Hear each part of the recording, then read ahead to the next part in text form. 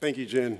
Welcome, Radha. Welcome, Susie. Thanks. Let's jump right into the conversation. So I'll give a little context. So we haven't really framed this conversation in the terms of ESG, and we hear it. It's kind of debated, and that's a framework that I think at the highest level, at the board level of major corporations, that's the conversation, right? Environmental, social, and governance. And so I think we want to dive into the E and the S, right? And so how those two things come together, and really put it in context for the sports space and the work that you guys are doing. So I'll start with Radha on the question. So at thinkBeyond, how are you guys leveraging the E and S, and how does they come together? Sure. Thanks for having us. Don't let the accents fool you. We are a global organization. I'm based in New York. Susie's based over in London. It's awesome to be here. Thank you for having us. You know what? I think that question has been answered throughout today. Everyone has really talked about how people are impacted by the environmental challenges. The sentence that stuck with me today is that climate crisis is a human rights issue. So it's absolutely not okay for us to separate any strategy between the environmental and the societal. You know, we are excluding people from the conversation in the same way we've excluded people from sport. If we don't bring our social and environmental work together, we wouldn't be doing anything about the environment if it didn't affect people. So our job is to bring it together. I'll give you a couple of examples that I have heard over the last 36 hours I've been here. Yesterday, the awesome content that Goal put on OVG, thank you for that. Teddy from FSG talked about the loss of pond hockey. You know, we've not got the ice. Loss of pond hockey. Who has the greatest access to pond hockey? Those that can't get indoors to play hockey. Where are we seeing the challenges in hockey? Who's playing? So again, there's an access gap there. That's an equity gap. The amazing content that we've heard from Paula and the Duwamish community, everything they shared with us on the boat and what they shared with us this morning, it's a health equity issue. And therefore, any environmental strategy must be about bringing the people in who aren't into the conversation, but making sure that we do it with them, not to them. And that's how they're connected. I'll give you some examples from us soon, but I'll hand over to Susie because you've heard enough from me. Yeah, I mean, it's been really interesting this morning listening to it, and it was like, well, that's probably the first kind of question, isn't it, that was answered already in those first early sessions. And I think, you know, if you take a step back and you look at our relationship with the environment, like environmental issues that we've heard about, they are social issues. They are caused by humans. You know, the planet will one day rid itself of us and, you know, regenerate. And if we want to survive on here, we have to look after the environment. And I don't know if anyone is familiar with like donut economics model, where in the center is the economy, in the center is, you know, the wealth and things that we're developing. Around that is the community, the social bit, and wrapped around that is the environment. And we live within the thresholds of the environment. So to separate it doesn't make sense. And I mean, there's some great examples of people we work with Liverpool Football Club. Their whole strategy, the Red Way, is around people, planet, communities. It's inextricably linked. The strategy pulls all those three areas together.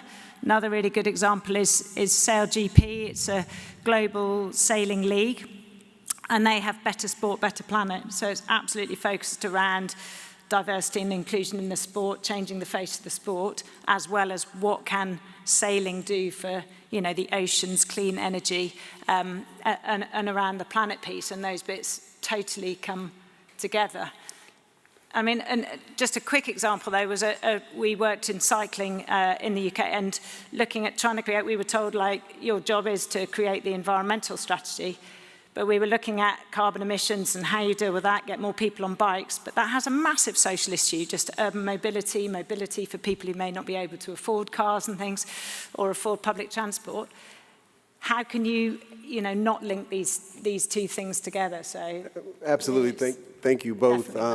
You know, my mindset, I always thought about, you know, when we thought about sustainability, it was all about changing light bulbs and the heavy technical stuff. But to really truly connect the social piece and the human right in the middle is really the broader context of sustainability.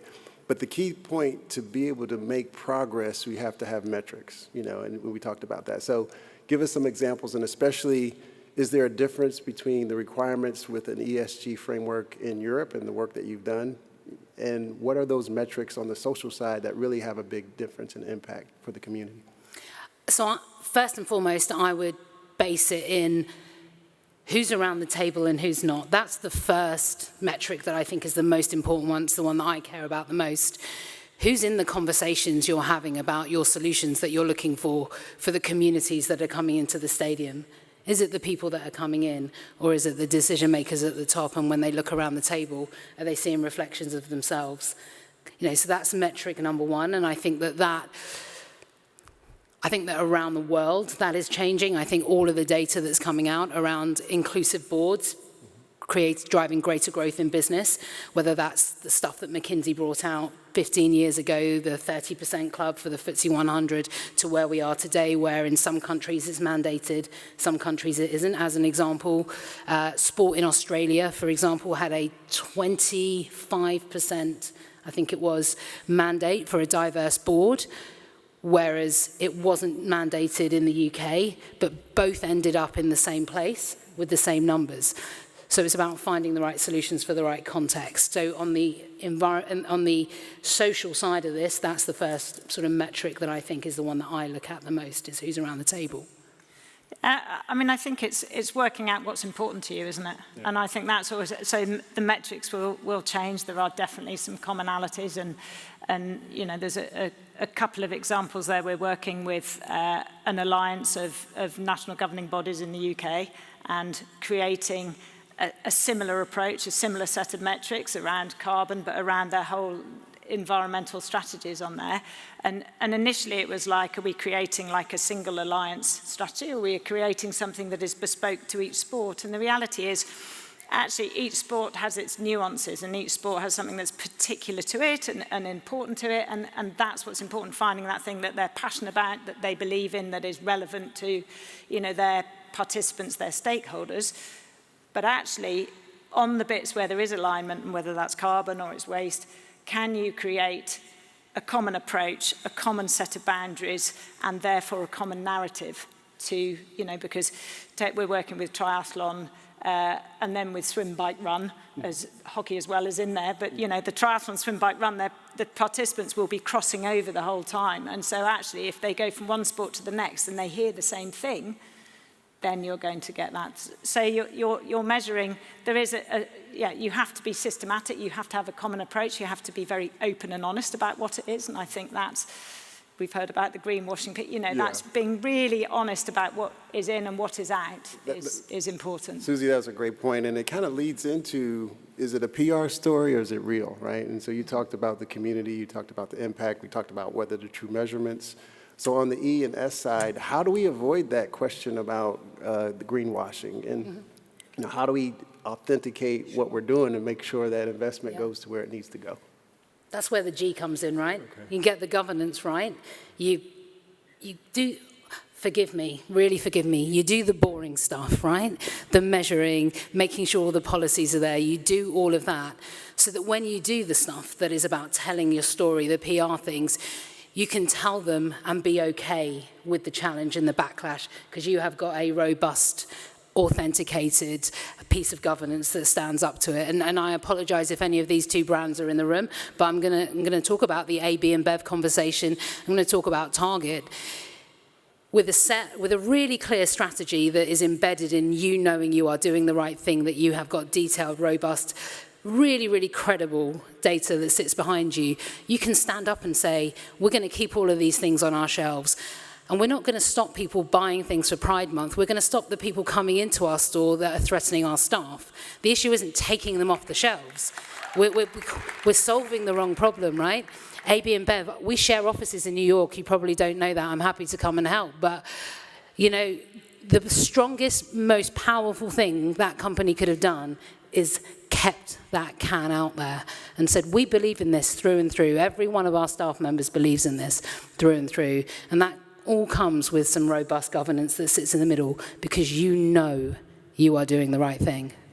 Excellent, excellent. So, Susie, to you, how do you look at that shared value through these partnerships? So the folks that you're working with, especially in the sports industry, where, you know, on the corporate side, you have a board, you have shareholders, that can put pressure on you through, shareholder proposals and kind of direct and understand where your environmental and social and governance metrics are and that you're doing the right thing. But in the sports industry, a lot of times you're not structured that way. So how do you motivate, in your conversations with the sports teams around the E and the S? What's the conversation there?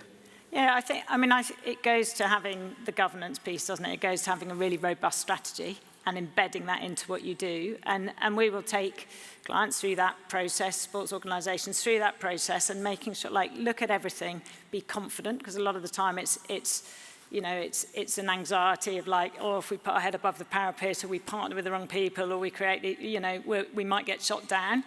Actually, what we're seeing in the UK now is you'll be shot down if you don't say anything.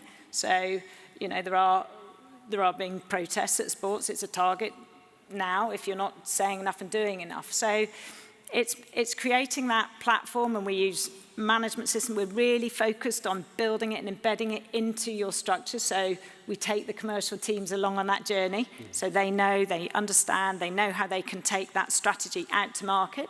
And it's, that's been a change journey. 10, 15 years ago, it was a nice to have, it was a tick box. I worked for an America's Cup team. We're never very good at winning it off the, Americans, but we had a partnership with the Carbon Trust. It was a tick box, it was nice to have. That's shifted from, actually it was 7 years ago, I just had a Facebook thing, memories on Facebook came up 7 years ago. I was at the Green Sports Alliance, so nice to be back.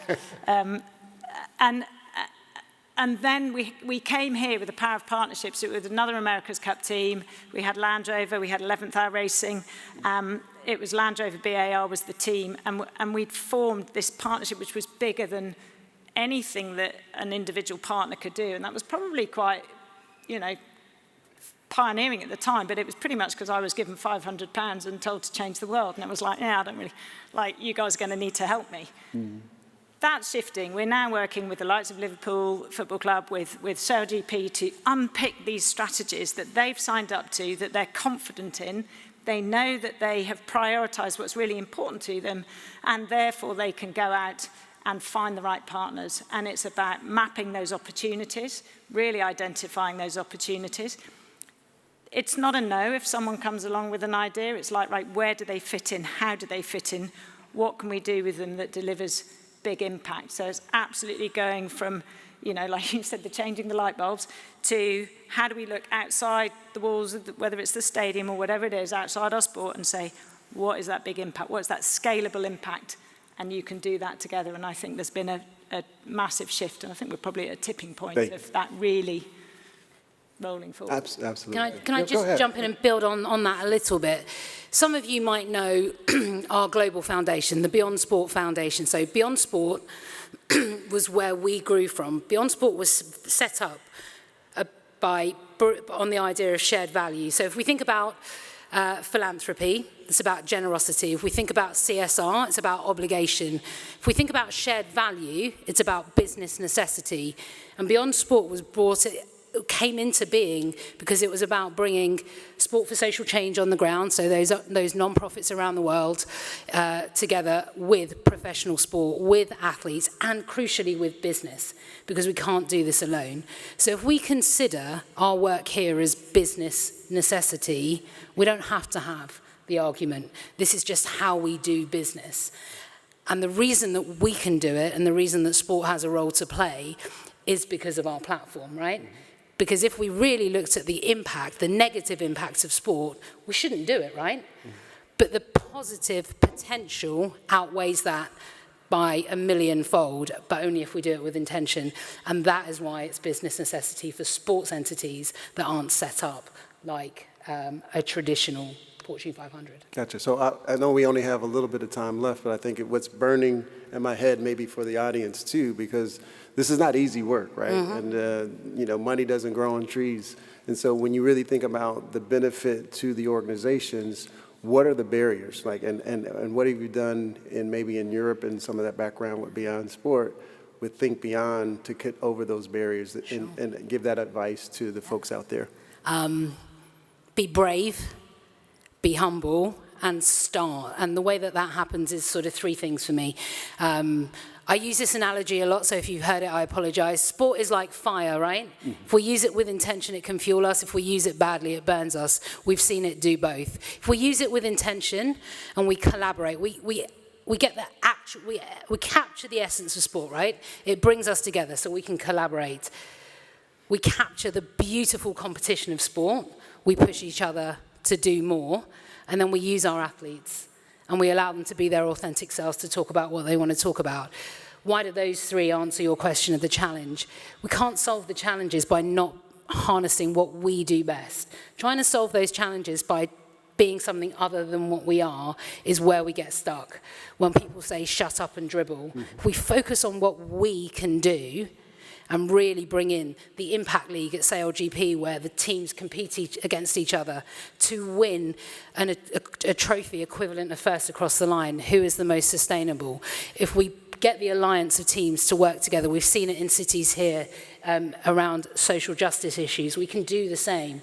But if we don't let our athletes use their platform, then we're not going to influence change. 50% of people are influenced by athletes, and that's in an MIT study. In 1950, it was 20%. It's now 50%. Politicians were 20% in 1950. They're 5% now. I know who I'm listening to. That's a great one to end on. And Susie, Radha, thank you so much. Keep doing the great work you're doing. Give them a round of applause, please. Thank you. This is really fun. It is. Not for you.